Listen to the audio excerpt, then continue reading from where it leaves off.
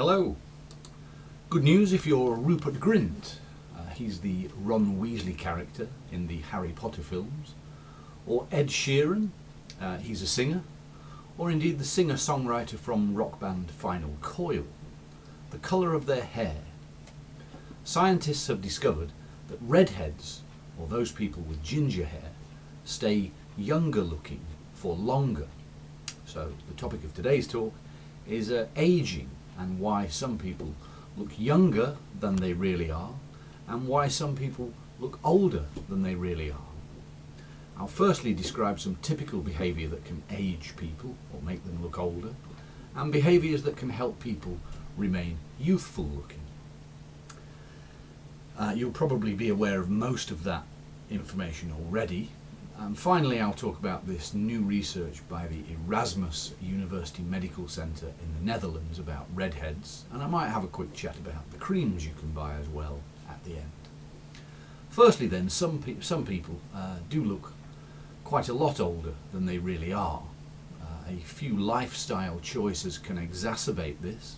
Smoking is well known to damage the skin, making smokers look older than they really are. Excessive drinking too does not help the ageing process. Sun worshippers often regret their sunbathing as their skin starts to deteriorate as a result of excessive exposure to the sun. Wrinkles and a leathery looking skin are quite common. Interesting that when I lived in Malaysia, it was difficult to buy suntan cream in the local supermarkets.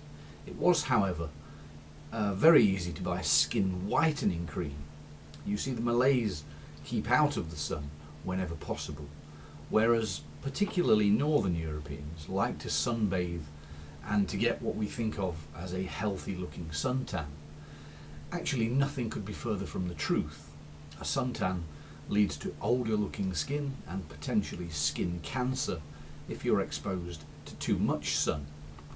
On the other hand, youthful looks can be maintained through, as you'd expect, healthy lifestyle choices.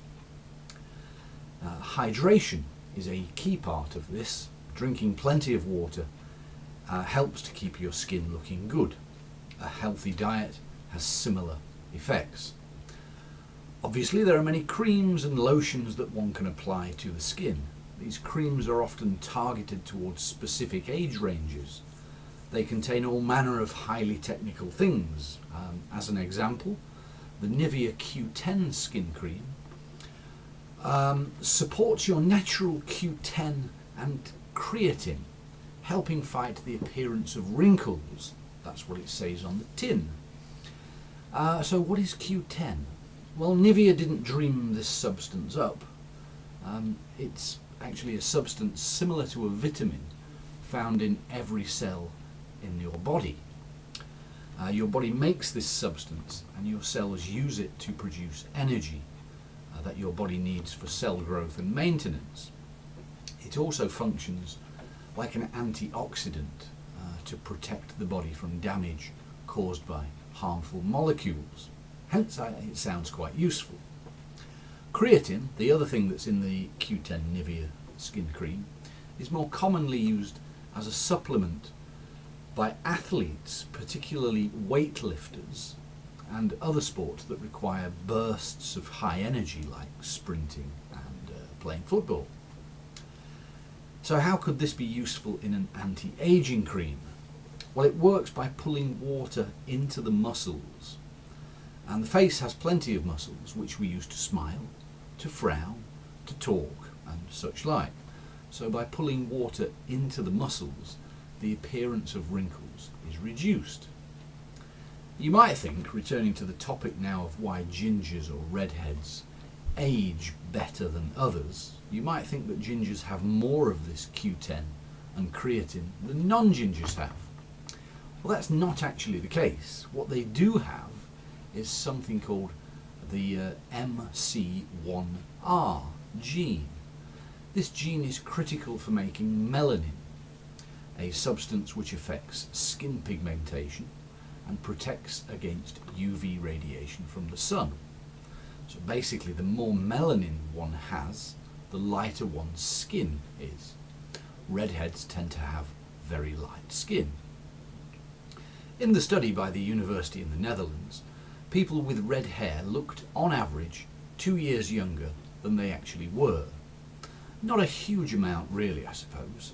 But in the study, the researchers asked people to guess the ages of nearly 3,000 people based on just their face with no hair showing. The research is in its pretty early stages and further studies have been planned. The eventual hope is that a beauty product can be made which is proven to make people look younger. I'll end with what I think is interesting. The information that you see on beauty cream adverts. In the UK at least, the cream producers have to include by law some statistics to support their claims about how the cream can make you look younger. Let's take an example of the Lancome Re-Energie Lift Multi-Action Cream. And it claims, I'll quote this, 76% of women said their friends found their skin looked more beautiful and revitalised in just 2 weeks. End quote.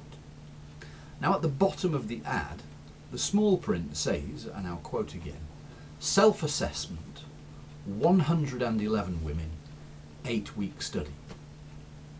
End quote. So these 111 women reported what their friends thought or perhaps didn't think but said anyway so as not to upset their friend after a couple of weeks of using the cream. These are clearly not reliable studies. The statistics are not reliable. We don't know if the participants were doing anything else at that time to make their skin look better. We don't know how they asked their friends for the feedback. And 76% is not actually very high.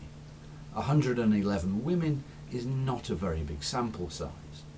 So be careful when reading statistics. You can read too much into them. There's a famous phrase about this. There are 3 kinds of lies. Lies, damn lies, and statistics. As coined by the ex-British Prime Minister, Benjamin Disraeli. So statistics can make lies appear truthful is basically what he was saying. Okay, thank you very much.